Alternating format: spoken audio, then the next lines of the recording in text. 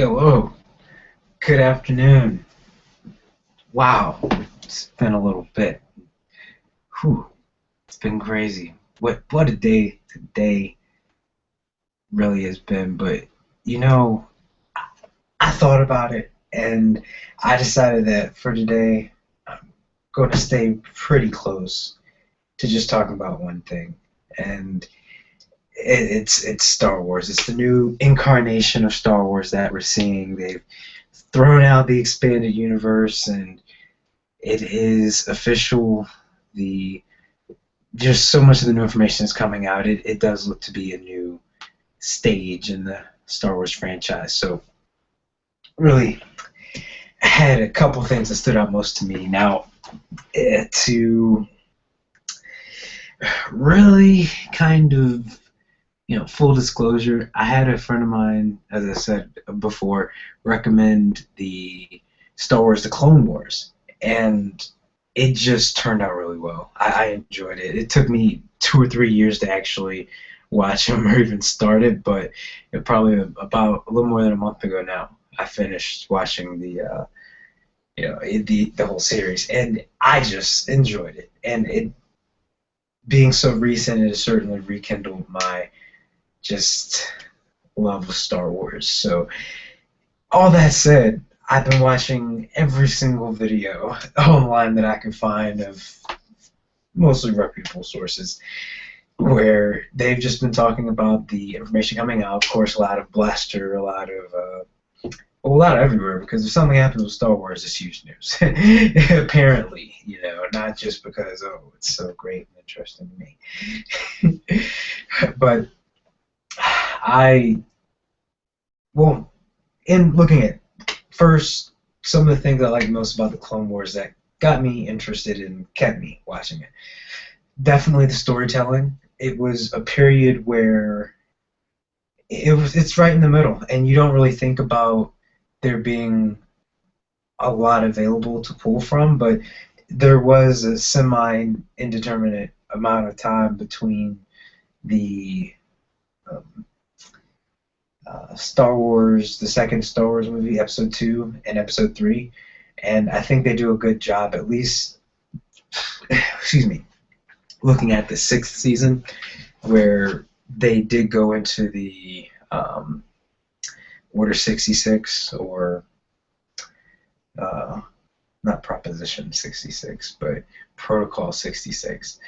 And, well, to those who don't know what that is when the clones were, that's the official order for the clones to betray the Jedi and to take advantage of their surprise and just shoot them in the back, essentially. The Oh, I guess spoiler alert. I guess that is kind of the point of episodes 4, 5, and 6, where the clones are fighting the Jedi. So maybe that was too assumed. But anyway, the clones themselves, they just the way the show painted them for the first 5 seasons and even through the entire sixth was just really, as people, they use a really good clip I saw for, I just watched a trailer for those last episodes of season 6, that in the end of the trailer the clone says his name, and it's CT5555 or something. It's just fives. And the little android, droid was saying, not much of a difference. It's like pretty much doesn't matter. And he said, it matters to us. And it kind of gave you the good feeling that they had established the clones as individuals and not just the horde. These aren't a bunch of Zergs that are just spamming an entire area, just covering the entire land. It's another. Wow. Well, that was a StarCraft reference, so sorry. That seemed to make the most sense. I mean, they are individuals who have unique abilities and unique thoughts, period. So it is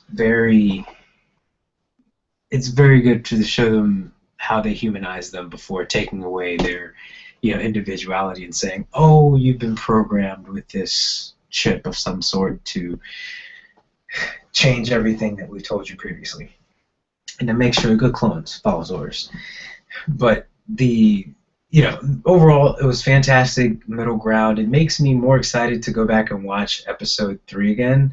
I haven't yet, but it just seems to fit. I like the idea of it. Also, I've liked the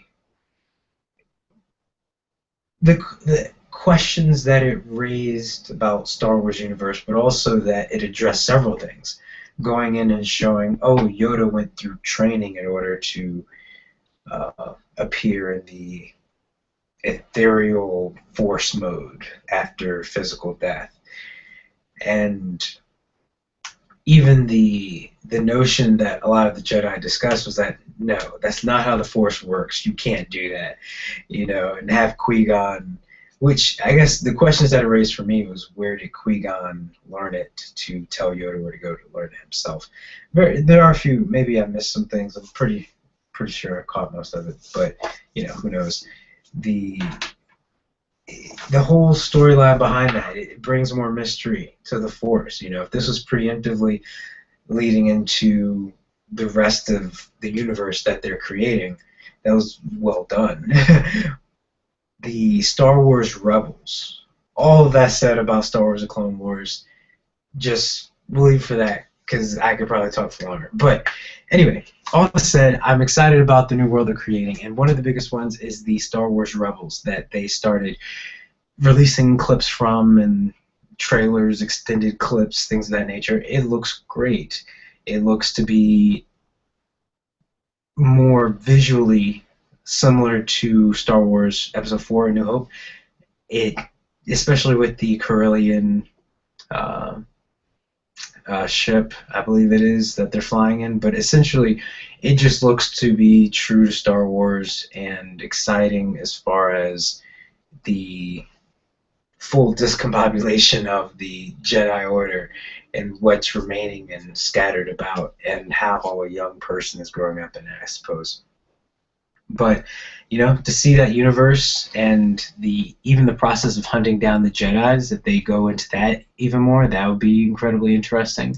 And I've heard that they want to get Vader mixed up in just about everything. But in theory, it's just the Inquisitors that will be shown as the villains.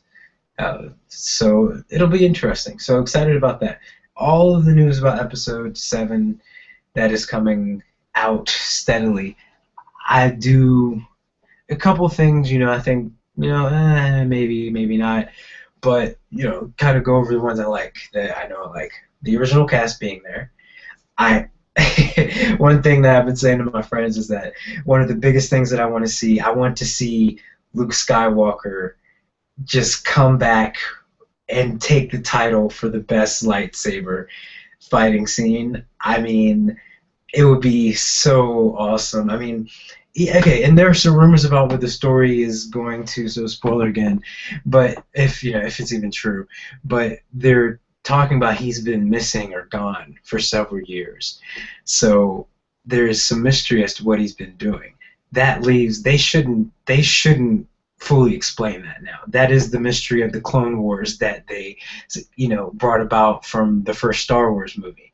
So I think that's really great. That said, referencing some of it, even the possibility of maybe that was a period where he turned to the dark side, or maybe he left and he did the training, that Yoda and Qui-Gon and everyone did. So there's so many things that could be in that period that they could say 5 or 10 things, but as long as they don't use some cop out like, oh, I was held prisoner by the Sith or something, dumb or simple.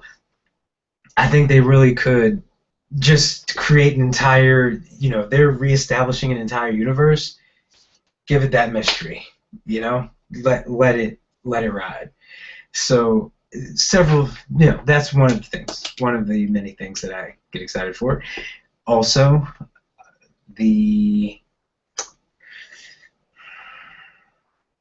how do I put this? The return of Han Solo and Chewie. Though not in the Millennium Falcon, apparently, as they may have lost it. in a game, which you never see Han Solo gamble. So it's always interesting that he's in these card games, like with Lando and Calrissian, and it's just hilarious that he seems to. I guess when he's at his worst, or when he's going on like a binge or something, who knows? Maybe that's the thing smugglers do, or especially if you're trying to time down, hold down some responsible leader of a rebellion. But actually, well, that's kind of the point. All of this stuff is just making me think, and it just gets the wheels turning. See, oh, that does kind of fit. Oh, that does follow the lore that we've grown to know, that's already established. So I guess regardless of how I feel about it, I think it's a good start as far as maintaining the characterizations that you have for established characters.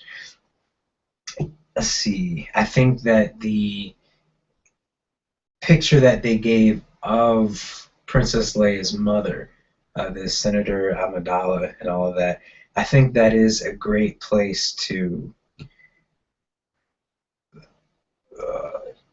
have a great reference point that they could use for how they could send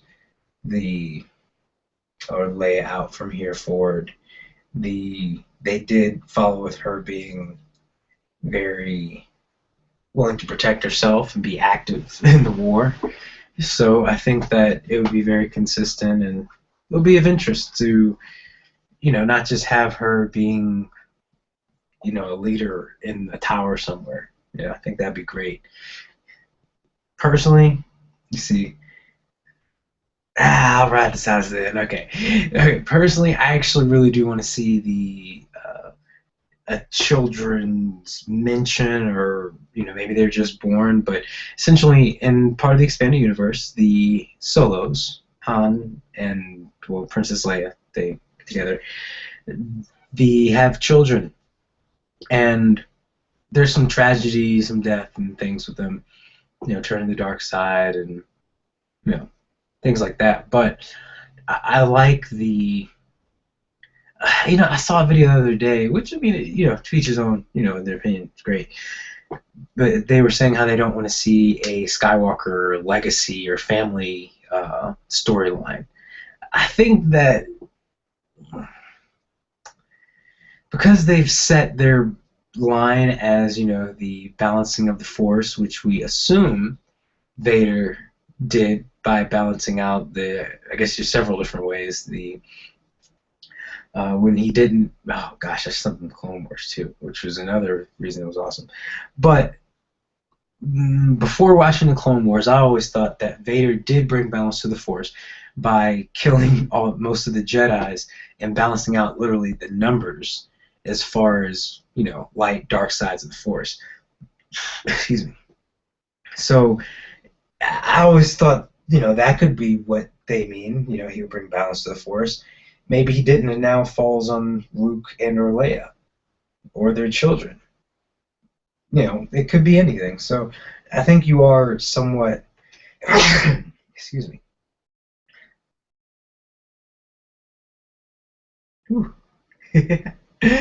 Oh, wow. Thank you. I guess they are somewhat obligated to mention it, or to throw very small plot points maybe onto it. And, I think it'll be part of the story of what everyone's been up to since. So I think it'll be very pertinent to the whole situation. But really, I'm just excited for all of it. I think the fact that it's only, it's less than 2 years away, it's like a year and a half right now. I believe it's Christmas 2015. So I think that is a great, time frame, and they're slowly releasing information in the different spin-off movies of, I think Boba Fett might be one, and other larger, more known characters in the Star Wars universe. I think that it's great that they have the opportunity to do it. I know that the reason the expanded universe came to be is because of the lack of entries into the universe, and who wouldn't want to say, well, there's this planet on the outer rim that no one knows about that can just be what I call it. So I think it's good that they're literally expanding the universe in their own way. I'm curious to see as to how they really utilize it, but I am overall excited. So I suppose those are my thoughts, and ooh, it's time to get some rest. See if we can get a little more work done. But it's been a good little bit here. Thank you for checking in, and have a swell day.